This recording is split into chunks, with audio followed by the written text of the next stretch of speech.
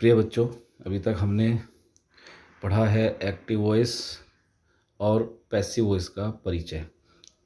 हमने पढ़ा है कि कहाँ पर हमें एक्टिव वॉइस का प्रयोग करना है और कहाँ पर हम पैसिव वॉइस को प्रयोग करते हैं।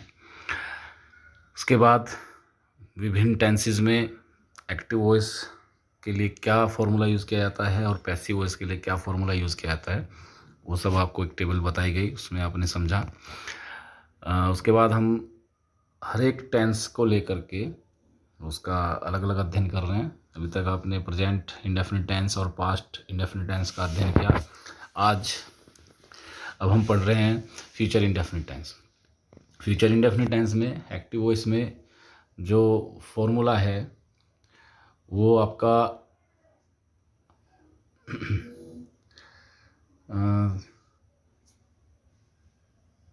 सब्जेक्ट प्लस विल या शैल plus verb first plus object.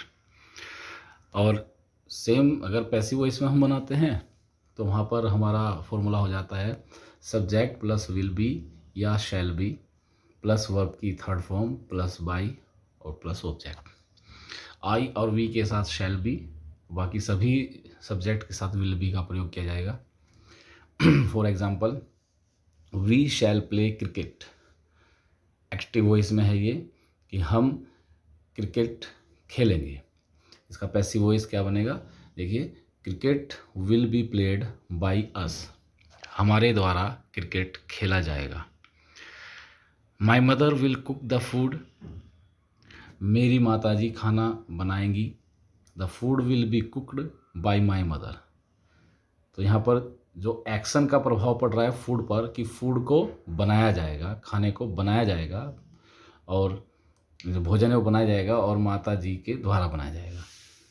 तो पैसिव वॉइस में क्या बताया था आपको कि जो सब्जेक्ट होता है उस पर एक्शन का प्रभाव पड़ता है। दिखाई पड़ता है कि जो एक्शन है उसका मुख्य प्रभाव जो है सब्जेक्ट पर, जैसे हम भोजन को बनाया जाएगा। तीसरा एग्जाम्पल है he will not wash my clothes. वह मेरे कपड़े नहीं धोएगा। यहाँ पर कार्य को करने वाला कौन है, ही, और क्लॉथ्स पर एक्शन का प्रभाव पड़ रहा है ऑब्जेक्ट पर। और पैसिव में क्या है, माई clothes will not be washed by him. मेरे कपड़े उसके द्वारा नहीं धोए जाएंगे। तो सीधी सी बात है कि जो एक्शन का प्रभाव है किस पर पड़ रहा है, माई क्लॉथ्स, सब्जेक्ट पर। ये पैसिव वॉइस हो गया। इसके बाद एक्टिव वॉइस में यू विल टीच मी। तुम मुझे पढ़ाओगे। इसका एक passive voice I shall be taught by you. देखो, आई के साथ शैल का यूज़ हो गया, तो मुझे तुम्हारे द्वारा पढ़ाया जाएगा। तो ये पैसिव वॉइस में जो डूअर है वो गौन हो जाता है, वो मुख्य नहीं रहता, उसके बिना भी काम चल सकता है। जैसे आई शैल बी टॉट, मुझे पढ़ाया जाएगा, बाय यू ना भी लिखे तो भी चलेगा। लेकिन एग्ज़ाम के पॉइंट ऑफ व्यू से जब हम एक्टिव वॉइस से पैसिव वॉइस में चेंज करते हैं तो हम बाय लगा करके ऑब्जेक्ट को लिखते हैं अगर वो वहाँ पर दिया हुआ है। चलिए आगे, प्रेजेंट कॉन्टिन्यूस टेंस। देखिए, प्रेजेंट कॉन्टिन्यूस टेंस कौन से होते हैं, जहाँ पर कार्य के जारी रहने का पता चलता है, वो हमारे कॉन्टिन्यूस टेंस होते हैं। जैसे राम खाना खा रहा है, वे मैदान में क्रिकेट खेल रहे हैं। तो पैसिव वॉइस अगर बनाएंगे हम, तो पैसिव वॉइस में अगर हम सेंटेंस देखते हैं तो बनता है कि राम के द्वारा खाना खाया जा रहा है, ठीक है, बच्चों के द्वारा क्रिकेट खेला जा रहा है, या मेरे द्वारा एक पुस्तक पढ़ी जा रही है। तो यहाँ पर कार्य के जारी रहने का पता चलता है। इसका एक्टिव वॉइस में फॉर्मूला क्या है, subject plus is am are plus verb, ये वर्ब की आईएनजी फॉर्म होगी, प्लस ऑब्जेक्ट। और जब पैसिव वॉइस बनाते हैं तो उसमें subject plus is am are plus being plus verb की third form plus by plus object. यहाँ पर वही आपको ध्यान रखना है कि एक्टिव वॉइस का सब्जेक्ट यहाँ पर क्या बन जाता है। एक बार मैं आपको यहाँ पर जो एक्टिव वॉइस का जो हमारा सब्जेक्ट है वो क्या बन गया पैसिव वॉइस में, ऑब्जेक्ट। और एक्टिव वॉइस का जो हमारा ऑब्जेक्ट होता है वो हमारा यहाँ पर सब्जेक्ट का काम करता है। इस चीज़ को आपको विशेष ध्यान से देखना है। The cow is eating the grass, active voice में है, गाय घास खा रही है। इसका पैसिव वॉइस हो जाएगा the grass is being eaten by the cow, कि गाय के द्वारा घास खाया जा रहा है। आप यहाँ देखते हैं कि क्या हुआ है, काउ जो है इसको यहाँ पर ऑब्जेक्ट बना दिया गया, ठीक है, और जो ग्रास है इसको यहाँ पर सब्जेक्ट बना दिया गया है पैसिव वॉइस में।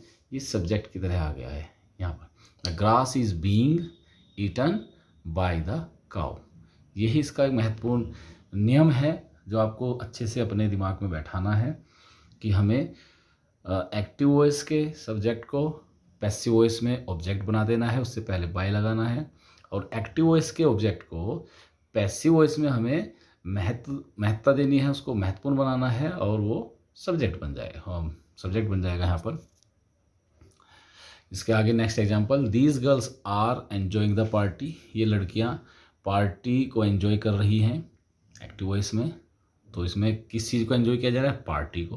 तो the party is being enjoyed by these girls, इन लड़कियों द्वारा पार्टी को एंजॉय किया जा रहा है। ये पैसिव वॉइस हो गई। Next example, he is not following the rules, वह नियमों का पालन नहीं कर रहा है, एक्टिव वॉइस। ये नेगेटिव का एग्जांपल हो गया आपके पास। The rules are not being followed by him, कि उसके द्वारा नियमों का पालन नहीं किया जा रहा है। तो यहाँ नेगेटिव में नोट जो है हेल्पिंग वर्ब, आपको नियम बताया गया था जब फॉर्मूला कि जब नेगेटिव सेंटेंस होता है तो हेल्पिंग वर्ब के बाद नोट लगाते हैं। तो यहाँ हेल्पिंग वर्ब आर है, आर के बाद नोट लग जाता है। ये भी ध्यान रखना है, अगर हेल्पिंग वर्ब में 2 या 3 वर्ड होते हैं, ठीक है, तो 2 या 3 अगर वर्ड्स हैं उसके अंदर, तो पहले ही वर्ड के बाद हमें नोट लगाना होता है। Next fourth example, you are not returning my books, तुम मेरी किताबें नहीं लौटा रहे हो, एक्टिव वॉइस का पैसिव वॉइस है my books are not being return by you, कि तुम्हारे द्वारा मेरी किताबें लौटाई नहीं जा रही हैं। तो यहाँ पर वही नोट है, हेल्पिंग वर्ब के बाद आपका नोट आ गया है, ये पैसिव वॉइस हो गई। नेक्स्ट देखते हैं पास्ट कॉन्टिन्यूस टेंस। पास्ट में भूतकाल में किसी जारी कार्य के जारी रहने का पता चलता है, और वाज वर्ग का प्रयोग किया जाता है। सिंगुलर सब्जेक्ट के साथ वाज और प्लूरल के साथ वर्ग का प्रयोग किया जाता है। यहाँ पर आप देखते हैं कि एक्टिव वॉइस में क्या है, सब्जेक्ट प्लस वाज या वर्ब में से एक according to subject, plus verb ING form, plus object. Passive voice का अगर हम यूज़ करते हैं, पैसिव वॉइस में बनाते हैं, तो सब्जेक्ट प्लस वाज या were plus being plus verb की third form plus by plus object. तो यहाँ आप देखते हैं, यहाँ पर भी जैसे हमने प्रेजेंट कॉन्टिन्यूस टेंस में किया था, ऐसे ही यहाँ पर भी बीइंग जो है वाज वर्ब के बाद बीइंग को लगाया जाता है। इसमें आप एग्जांपल्स देखें कुछ, कि Mohit was taking the medicines, active voice में है कि मोहित दवाइयाँ ले रहा था। The medicines were being taken by Mohit, यहाँ पर मोहित के द्वारा दवाइयाँ ली जा रही थी, ये पैसिव वॉइस हो गई। His sister was not mopping the floor, active voice में, और इसमें द फ्लोर पहले आ जाएगा, सब्जेक्ट बन जाएगा। The floor was not being mopped by his sister, negative का एग्जाम्पल है। एक्टिव वॉइस में क्या आया कि उसकी बहन फर्श पर पोछा लगा रही थी, नहीं लगा रही थी, नेगेटिव है ये। और यहाँ पैसिव में हो जाएगा कि उसकी बहन के द्वारा फर्श पर पोछा नहीं लगाया जा रहा था। नेक्स्ट एग्जाम्पल है, the constable was arresting the murderer, active voice में, और इसका जब पैसिव वॉइस बनाएंगे, the murderer was being arrested by the constable, constable के द्वारा उसे जो हत्यारा है उसको गिरफ्तार किया जा रहा था। Kareena was driving A car, active voice में, करीना गाड़ी चला रही थी। A car was being driven by Kareena, Kareena के द्वारा एक कार चलाई जा रही थी। अब यहाँ पर जो है एक कार को इम्पोर्टेंस दी गई है, करीना चला रही थी, इसको गौन रखा गया है। इसको हम ना भी लिखें बाय करीना तो भी हमारा सेंटेंस कंप्लीट रहता है। जैसे a car was being driven, कि कार चलाई जा रही थी। इसके आगे है आपका present perfect tense. Present perfect tense में क्या होता है? परफेक्ट टेंस कौन से होते हैं? जहाँ पर कार्य के पूर्ण हो जाने का ज्ञान होता है, पता चलता है कि कार्य पूरा हो गया है। तो एक्टिव वॉइस में देखते हैं कि सब्जेक्ट प्लस हैज़ या हैव में से एक, सिंगुलर सब्जेक्ट के साथ हैज़ और प्लूरल सब्जेक्ट के साथ हैव, प्लस वर्ब की third form plus object. Passive voice में जब बनाते हैं तो सब्जेक्ट, उसके बाद हैज बीन और हैव बीन, हेल्पिंग वर्ब यहाँ रहती है, प्लस वर्ब की थर्ड फॉर्म, उसके बाद बाय, फिर ऑब्जेक्ट।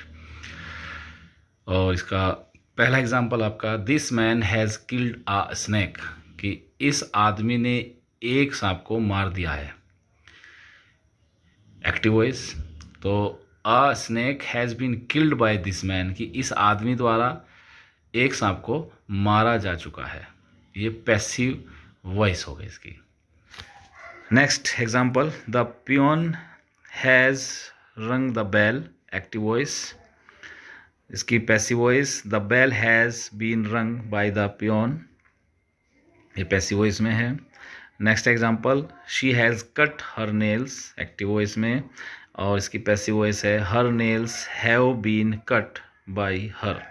तो आप देखते हैं कि देखिए बहुत ही सरल है, लेकिन आपको बार बार प्रैक्टिस करनी होगी। सेंटेंसेस बनाइए एक्टिव वॉइस में, खुद ही बनाइए एक्टिव वॉइस में भी, और उसी को पैसिव वॉइस में आपको चेंज कीजिए, करना है। बार बार प्रैक्टिस करने से आपके माइंड में ये चीज़ें बैठ जाएंगी। आपको इजीली ये जो स्ट्रक्चर है, कौन सी हेल्पिंग वर्ब है, मेन वर्ब की कौन सी फॉर्म है, वो आसानी से आपके दिमाग में बैठ जाएंगी।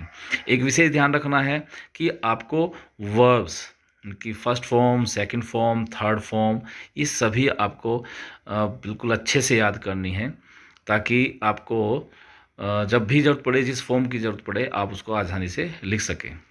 और वर्ब की फॉर्म याद करते हुए तीनों फॉर्म से एक साथ ही याद कीजिए, जैसे गो, वेंट, गॉन।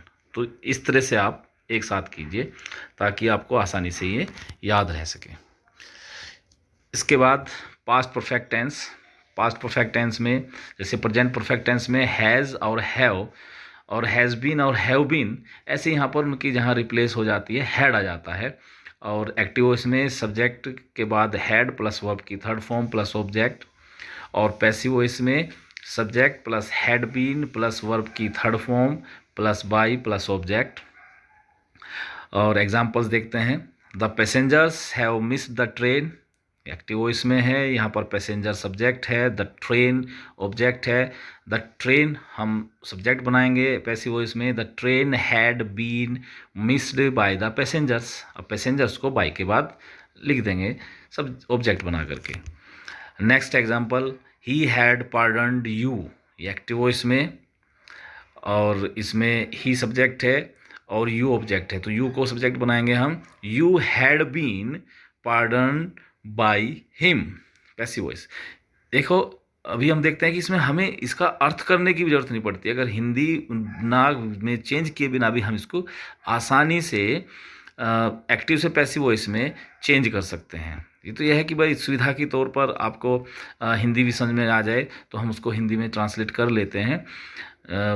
नहीं तो ऐसा नहीं, कुछ बच्चे दिमाग में बैठा लेते हैं कि जब तक हमें किसी सेंटेंस की हिंदी समझ में नहीं आएगी हम उसको एक्टिव से पैसिव में जो चेंज नहीं कर पाएंगे, ऐसा नहीं है। देखिए आगे देखिए, the Hunter had not killed the lion. The Hunter subject है, द लॉयन ऑब्जेक्ट है। द लॉयन को हमने यहाँ पर सब्जेक्ट बनाना है, द लॉयन, और हैड नॉट बीन किल्ड ये नेगेटिव है। यहाँ पर मैंने बताया था अगर दो वर्ड किसी हेल्पिंग वर्ब में होते हैं, जैसे यहाँ हैड बीन है, तो उसमें पहले वर्ड के बाद ही हमें नोट लगाना होता है। The lion had not been killed फिर जो सब्जेक्ट दिया है द हंटर, उसको हम यहाँ पर ऑब्जेक्ट बना देते हैं और उससे पहले बाय लिखते हैं, बाय द हंटर, सिंपल। हमें कहीं भी इसमें हिंदी में इसको चेंज करने की ज़रूरत नहीं पड़ी है।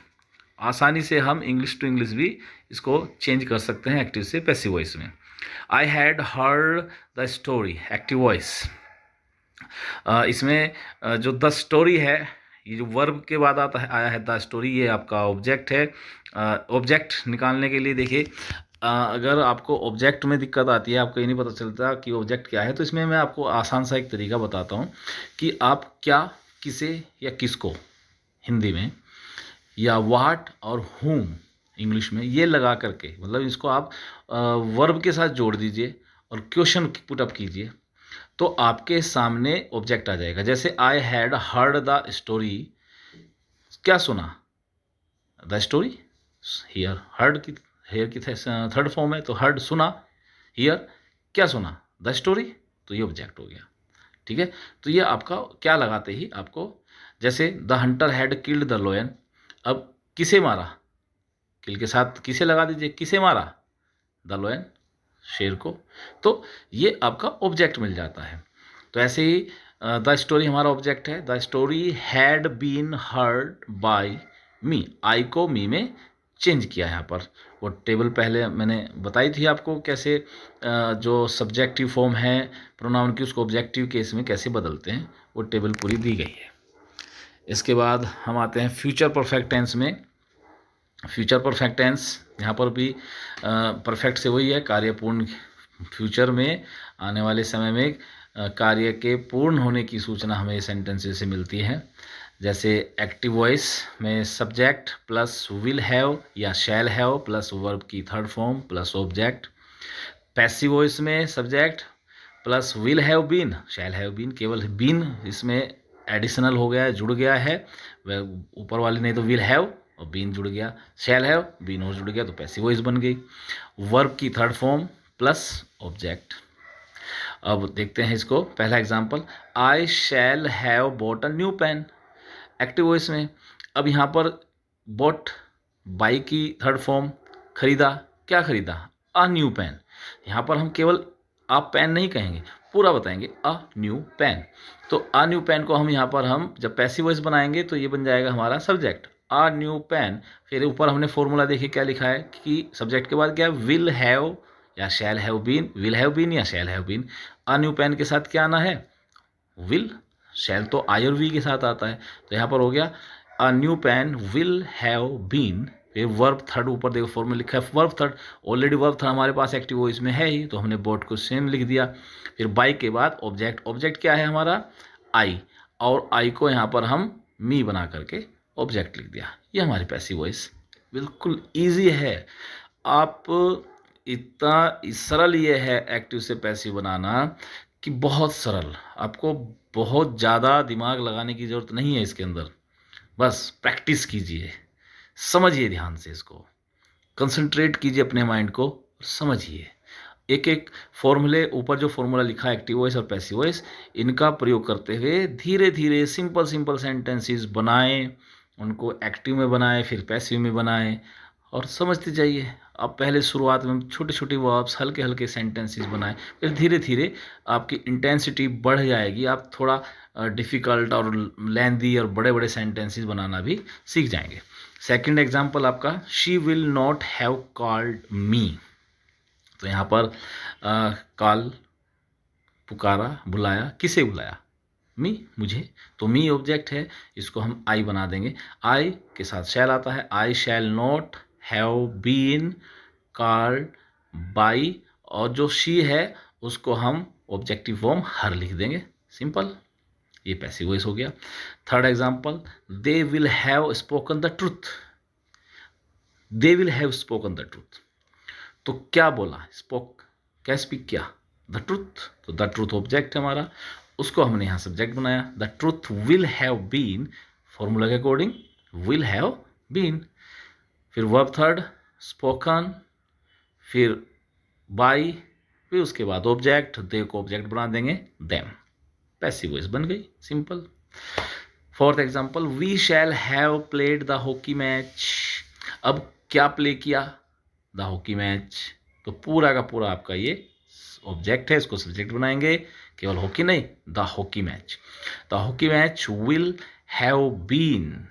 ऊपर देखिए फॉर्मूला में क्या है, सब्जेक्ट के बाद विल हैव बीन या शैल हैव बीन, तो हमने यहाँ विल हैव बीन लिया, ठीक है, क्योंकि शैल हैव बीन तो आई और वी के साथ आना है, बाकी सबके साथ विल हैव बीन आना है। The hockey match will have been, verb की थर्ड फॉर्म प्लेड बाय, और अस ऑब्जेक्ट लिखना है क्योंकि हमें सब्जेक्ट को ऑब्जेक्ट बनाना है। सब्जेक्ट यहाँ वी है, वी का ऑब्जेक्टिव फॉर्म अस। ये हमारा पैसिव वॉइस बन करके तैयार। इसके बाद जो आपका ये है परफेक्ट कॉन्टिन्यूअस के जो टेंस है उनकी पैसिव वॉइस नहीं बनाई जाती है, ठीक है, उनकी पैसिव वॉइस बनती नहीं है, तो इसलिए आप उनको बस एक्टिव वॉइस का फॉर्मूला आपको दे ही दिया है मैंने इसमें टेबल में, वहाँ देख करके आप एक्टिव वॉइस में सेंटेंसेस बनाएं, उनकी प्रैक्टिस कीजिए अच्छे से, खूब प्रैक्टिस कीजिए। मेन चीज़ प्रैक्टिस है, आप बनाते रहेंगे। और ये नहीं केवल किताब से उठा करके सेंटेंस मत बनाएं, मैं तो आपको यही सुझाव दूंगा कि आप अपने आसपास की होने वाले घटनाक्रम को देखें, उनकी वर्ब्स ढूंढें, क्या हो रहा है काम, एक्शन क्या है, वर्ब निकालिए और उसमें अपनी ही तरफ से कोई सब्जेक्ट जोड़िए, अपने ही तरफ से ऑब्जेक्ट जोड़िए और बना दीजिए सेंटेंस। और पहले छोटे छोटे सेंटेंसेस आपके बनेंगे, उसके बाद वही सेंटेंसेस आपके बड़े होते चले जाएंगे, ऑटोमेटिक होते चले जाएंगे, आपको खुद से पता भी नहीं चलेगा कि कब आपने इंग्लिश में बड़े बड़े सेंटेंसेस बनाने शुरू कर दिए हैं। तो इसलिए इंग्लिश से डरना नहीं है, डटना है उसके सामने, उसको सीखना है। ये चैलेंज लेकर के आपको चलना है कि हमें इंग्लिश को सीखना है, और इंग्लिश सीखने का मतलब आप इंग्लिश में बोल सकें, इंग्लिश में बोली हुई बात को समझ सकें, इंग्लिश में लिख सकें। ये सारी चीज़ें जब आ जाएंगी आपको, तभी आप कह सकते हैं आपको इंग्लिश आ गई है। और ये छोटे छोटे स्टेप हैं एक्टिव वॉइस, पैसिव वॉइस। तो इस वीडियो को अगर ये आपको अच्छी लगी है, देखिए धीरे धीरे प्रयास कर रहा हूँ, वीडियो बना रहा हूँ, और अगर आपको अच्छी लगी है तो लाइक करें और सब्सक्राइब भी करें चैनल को, ताकि मेरा भी हौसला बढ़े और आगे और ज़्यादा से ज़्यादा वीडियो में आपके लिए डाल सकूं। कोई सुझाव हो तो वो ज़रूर दें, आपके सुझाव आमंत्रित हैं, सादर आमंत्रित हैं। और आगे के लिए आपके परीक्षाओं के लिए बेस्ट ऑफ लक, मेहनत करते रहें, लगातार जीवन में आगे बढ़ें। Thank you.